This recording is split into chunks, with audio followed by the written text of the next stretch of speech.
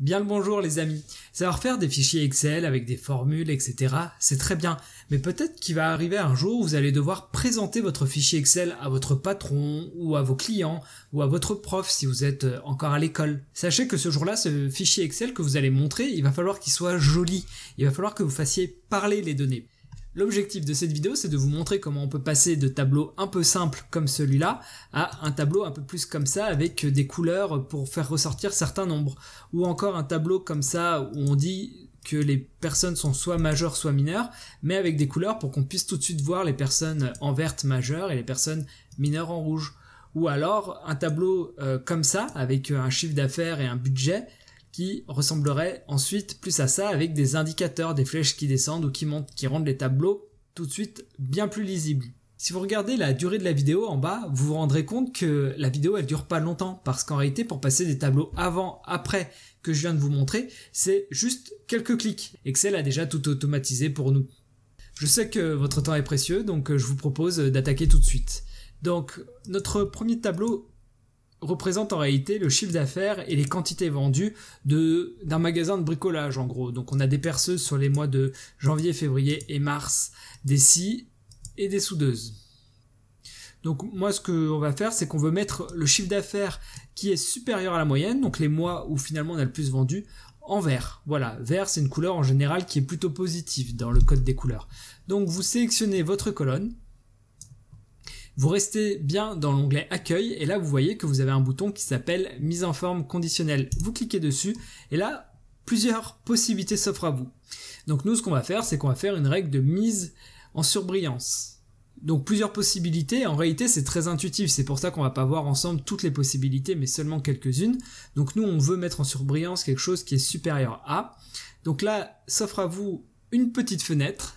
Donc vous pouvez choisir un montant, donc nous on va mettre par exemple 25 000, et vous pouvez choisir une couleur, donc là on va choisir nous par exemple le vert foncé. Et on clique sur OK, et oui, tous les nombres qui sont en vert sont supérieurs à 25 000. Donc là c'était un cas très facile, nous allons passer au deuxième cas. Donc nous ce qu'on veut comme résultat c'est ça, c'est-à-dire que quand il y a marqué majeur on veut que ce soit vert, et quand on a marqué mineur on veut que ce soit rouge, mais de manière automatique, d'accord ? Donc ce que je vous propose de faire, c'est de tout sélectionner encore une fois, ou même de sélectionner la colonne en entière, comme ça si vous rajoutez des lignes, ça fonctionnera également. Et ensuite vous retournez dans mise en forme conditionnelle, on peut retourner donc dans règles de mise en surbrillance des cellules, et là on peut aller tout simplement sélectionner texte qui contient. Et donc nous, le texte qui contient majeur, on veut qu'il soit en vert. Voilà, et vous allez me dire comment est-ce qu'on fait pour mettre mineur en rouge. Et bien pareil, on continue à sélectionner notre colonne, on va dans mise en forme conditionnelle, et on refait exactement la même chose, texte qui contient, sauf que cette fois-ci, au lieu de taper majeur, nous taperons mineur. Et voilà, vous voyez que là-dedans il y a à la fois majeur et mineur, c'est pour ça qu'il est passé en vert quand on a fait la règle pour majeur, et que maintenant il passe en rouge, car on a fait la règle pour mineur. Donc je le remets de sa couleur originale. Juste un petit aparté, là vous vous dites mince, je voulais pas de rouge, comment est-ce que j'annule la règle? Bah ouais, on crée des règles mais on peut aussi les annuler. Donc là pour vous il suffit d'aller dans mise en forme conditionnelle et vous voyez qu'ici on a soit la possibilité d'effacer une règle, mais moi ce que je vous conseille de faire c'est d'aller dans gérer les règles. Donc là un nouveau tableau s'offre à vous, donc pas de panique, on voit qu'il y a deux lignes parce qu'il y a deux règles. Vous vous souvenez, la valeur de la cellule contient mineur, elle sera en rouge.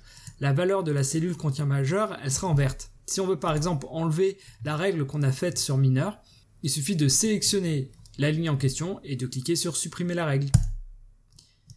Donc voilà, si vous voulez un petit peu plus loin, sachez que plutôt que uniquement choisir vos règles ici, vous pouvez directement gérer les règles, vous pouvez supprimer et vous pouvez également créer de nouvelles règles. Et là vous avez un menu qui revient au même que le menu précédent, mais en un petit peu plus complexe, donc on verra pas ça ici.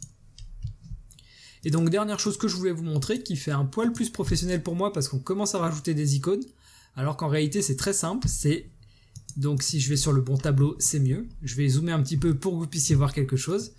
Donc là on voit qu'on a toujours du chiffre d'affaires concernant des scies, des perceuses et des tronçonneuses avec un budget et donc nous on a une différence entre le chiffre d'affaires réalisé et le budget, c'est à dire que là par exemple on a moins 24% parce qu'on a vendu 24% moins que ce qu'on pensait vendre. Donc là, il faut mettre une flèche rouge qui parte vers le bas. Donc ce qu'on va faire, c'est qu'on va sélectionner encore une fois cette colonne. Donc toujours pareil, mise en forme conditionnelle, sauf que cette fois, au lieu de faire des règles de surbrillance, on va faire un jeu d'icônes. Et donc là, vous voyez qu'automatiquement, Excel comprend tout de suite quelles icônes il doit nous mettre en mode flèche vers le haut, quelles icônes il doit nous mettre en mode flèche vers le bas, et quelles icônes il doit nous mettre en mode neutre. Donc oui, c'est bien, Excel nous fait des choses en automatique, mais peut-être qu'un jour ça vous dérangera et vous voudrez personnaliser le jeu d'icônes, c'est-à-dire que par exemple, moins 24%, c'est totalement acceptable, vous préférez avoir une icône un peu jaune, un peu neutre, plutôt qu'une icône rouge. Mais par contre, à moins 30%, vous préférez peut-être avoir une icône rouge. Donc pour ce faire, il vous suffit d'aller dans mise en forme conditionnelle, gérer les règles. Donc là, on retrouve notre règle jeu d'icônes, on double-clique dessus. Donc nous, ce qu'on veut, c'est que ça mette en rouge qu'à partir de moins 30. Donc ce qu'il faut faire ici, petite subtilité, il faut mettre en ombre et il faut mettre moins 0.30. Et donc là, vous cliquez sur OK. 0,30 pardon. Donc là vous cliquez sur OK, vous faites appliquer OK et là vous voyez que votre moins 24 il est passé en mode neutre. Par contre si je mets moins 35%, c'est bien rouge. Donc vous pouvez de manière très simple personnaliser les icônes.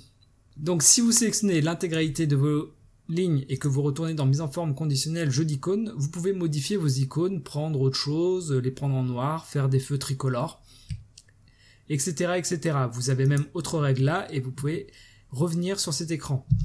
Alors bien sûr on n'a fait qu'effleurer ce qu'il était possible de faire avec la mise en forme conditionnelle. Vous pouvez faire des barres de données, vous pouvez faire des nuances de couleurs, voilà. Puis surtout vous pouvez personnaliser les règles à volonté pour faire exactement ce que vous voulez.